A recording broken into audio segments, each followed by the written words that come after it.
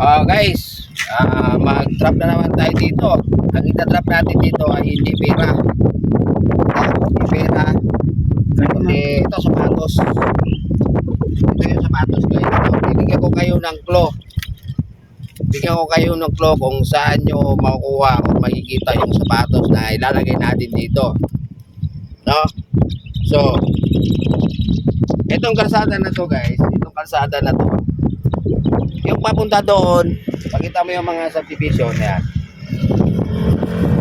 Yung mga subdivision na yan guys, dito sa tinatatayuan ko, papuntang General Trias yan.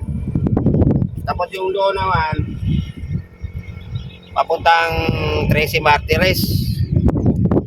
Ito guys na. Ayun guys,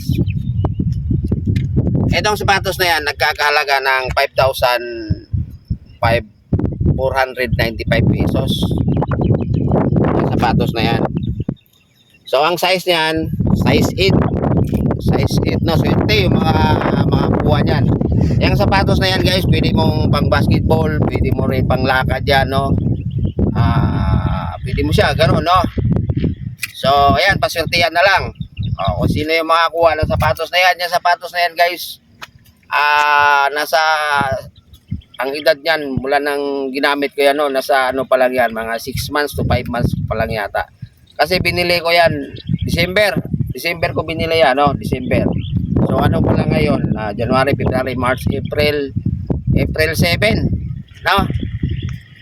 So huwag niyo na patagalin, mag-uunahan na kayo. Ngayon dito guys, sa paglalagyan ko, wala kang ibang makikitang puno dito, kundi bukod tanging isa lang siya. Ang puno na yan, ang tawag niyan ay, sige, tawag ka na. Jubilina yata yan. Jubilina. O yun, Jubilina.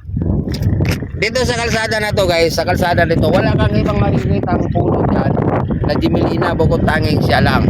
So yun lang ang palatandaan nyo.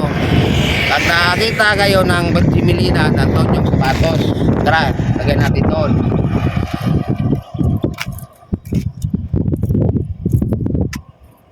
Tara. Ito natin nilalagay guys. Ang palatandaan nyo, Jubilina lang. Pag nakikita kayo ng Jubilina, nandun na yung sapatos. Doon ko ilalagay ito.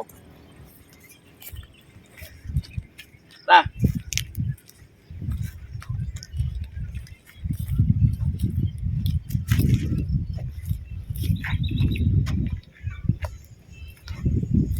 Dito, akit ka dito lang.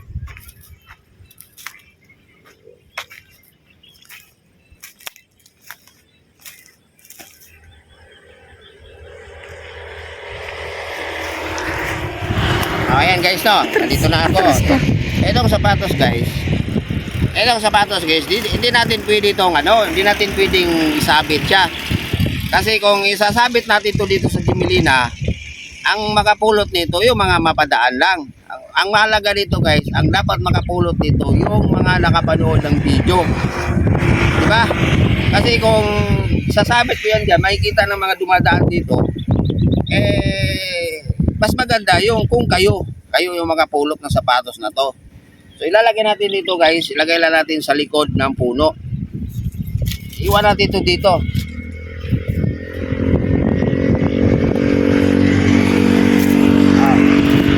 Ngayon guys, papakita mo yung sapatos.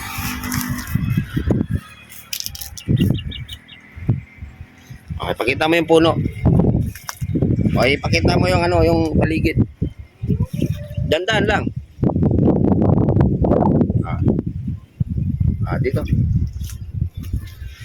Ngayon guys, lahat naman yata kayo, lahat naman ng tao kayo may cellphone, no? May camera, may video yung cellphone. Ngayon, ang gusto kong mangyayari sana, kung sino man yung makakuha ng sapatos na yan, gusto ko sanang videohan nyo muna. Tapos pag na-video nyo, isisend nyo sa akin na nakuha nyo kayong nakakuha ng sapatos na yan, bibigyan po kayo ng bonus, no? May bonus kayo sa akin. Pag once na ginawa nyo yan, videohan nyo na kayo nakakita, yung proof ba, yung patunay na kayo nakakuha ng sapatos, may bonus kayo sa akin, no? Bibigyan ko kayo ng 200 through GCash. Sige guys, So bahala na kayo. Kunin yung sapatos. Sayang din yan. Size 8 yan, sapatos na yan.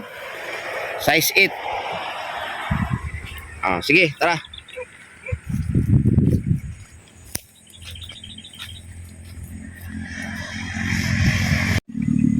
Tara.